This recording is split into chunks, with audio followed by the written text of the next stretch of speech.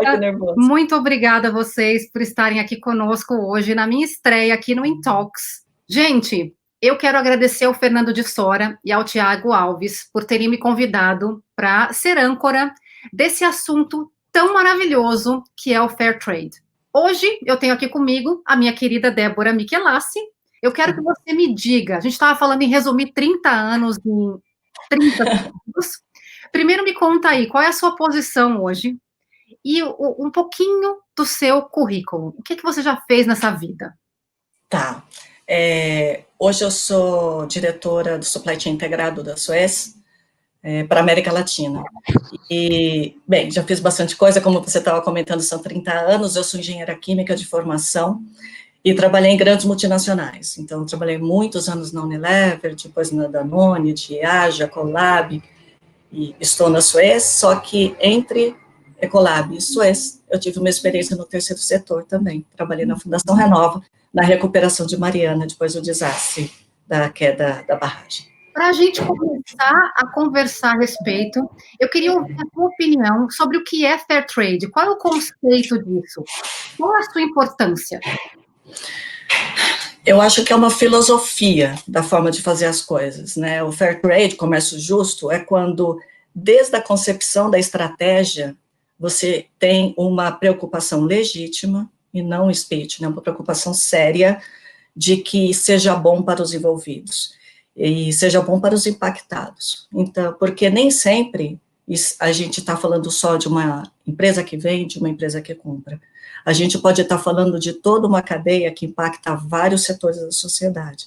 Então, trabalhar com Fair Trade é uma filosofia de trabalho, uma forma como você pensa a relação comercial que você quer construir. E isso determina muita coisa nesse caminho. Você teve experiência aí como uma gestora de supply chain em um outro momento de crise. Estou curiosa, o que foi isso? Tá. Quando eu trabalhei na Danone, eu comprava leite. Vocês podem imaginar que o leite é o principal ingrediente do iogurte. Então, acho que, né? Uhum.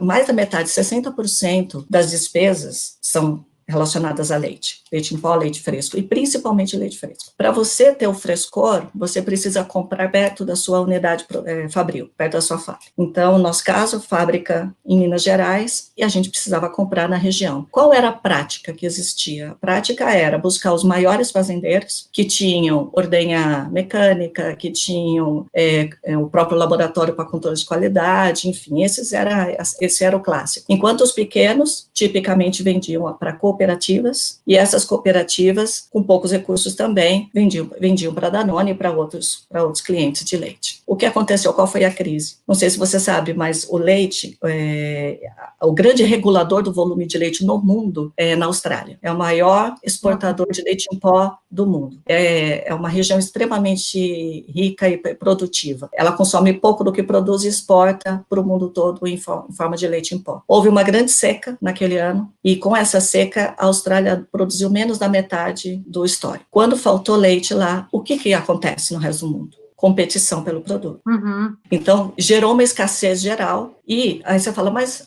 Débora, não faz nenhum sentido, você está falando, se você compra lá em Minas Gerais, o que o produtor de Minas Gerais tem a ver com a seca na Austrália? O produtor de Minas Gerais podia secar o leite e exportar para a Europa e ganhar em euro. Então, essa era a mecânica, as coisas estavam acontecendo. O que a gente fez, e tem tudo a ver com Fair Trade, que sustentou o negócio e desenvolveu o produtor? Uma política de fomento, onde a nossa decisão estratégica, lembra que eu falo que isso tudo nasce da estratégia, a nossa decisão estratégica foi ter uma própria equipe nossa, de zootecnistas, veterinários, uma equipe técnica para fomento de produção rural. E essa equipe, ela ia até o nosso pequeno produtor, e nós tínhamos mais de 200 pequenos produtores, ia e auxiliava ele a tomar todas as decisões sobre a alimentação dos animais, sobre forma de ordenha, como a gente financiava uma ordenhadora automática, financiava o tanque refrigerado,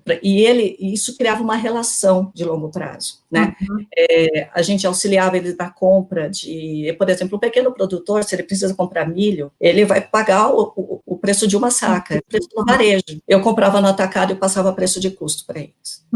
E o que acontecia com isso? O que importa para o iogurte é a proteína. Então, não é o litro do leite, é o quantas gramas de proteína tem nesse litro. Então, um litro com poucas gramas de proteína, ele vale menos na hora de fazer iogurte. Então, a gente ensinou o produtor a como ele alimenta e como ele também trabalha a genética do rebanho dele. Leite tenha mais proteína. E sabe como a gente pagava? Por grama de proteína. Então, o preço não era por litro. Então, ele ganhava mais, eu recebia mais proteína, e o meu custo era igual ou mais baixo do que a minha concorrência, com uma diferença fundamental: os meus produtores eram fidelizados. Então, aqui faltou leite no mundo, faltou para todo mundo, menos para Danone. Menos para Danone. Porque nós tínhamos os nossos parceiros fidelizados. E eu, assim, me fez pensar de uma coisa de uma experiência que você teve, que eu acho que é fundamental para compartilhar com as pessoas, que eu acho que tem a ver com fair trade, e começou com uma coisa bastante triste, que foi o teu trabalho na recuperação da barragem de Mariana, né, que aconteceu lá em 2015, se eu não estiver enganada. O desastre foi em 2015, sim. E como você conecta isso com toda a tua experiência no fair trade? Nossa, eu acho que foi a experiência mais impactante para mim, de um aprendizado extraordinário. Tenho muito carinho por essa fase da minha carreira, que é recente, inclusive, nos últimos anos. Depois do desastre, né, da queda da barragem, impactando o Rio Doce até o oceano, impactando muitos municípios em todo o curso do rio, impactando muitas e muitas famílias, a economia das cidades. Então, vários tipos de impacto: o impacto ambiental, o impacto social, o impacto econômico, porque também a atividade econômica despencou. Então, isso foi um desastre por vários caminhos de desastre. Eu fui convidada, e é algo que foi maravilhoso, eu fui convidada para construir a cadeia de suprimentos da Fundação Renova, que é justamente a organização que foi criada para fazer a recuperação, né? E eu fui para construir o supply chain da Renova. E essa experiência, ela por si só já é uma experiência de reparação, né? É uma experiência de reconstrução. Então, a filosofia nossa era tomar todas as medidas possíveis, primeiro, para recuperar isso da melhor forma possível, da forma mais sustentável possível, e o máximo possível envolvendo pequenas empresas das cidades impactadas, porque se eu comprasse dessas empresas menores, eu estaria gerando emprego numa cidade que perdeu o emprego por causa do acidente. Então, isso fazia parte, não era só, no caso da Renova, não é só uma filosofia, no caso da Renova, é uma política de compras.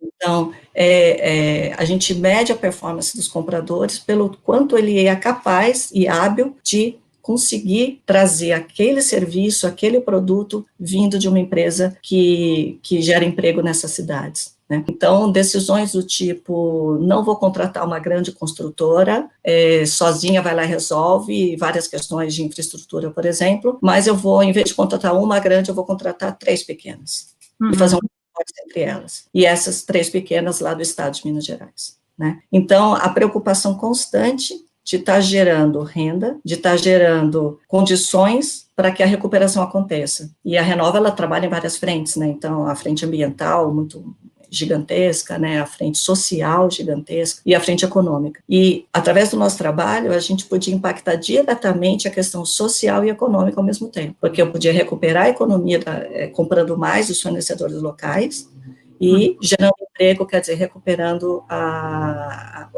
o impacto social também que houve. Obrigada, Débora. Obrigada, foi uma delícia conversar com você, Tati. Uma delícia, te vejo muitas vezes.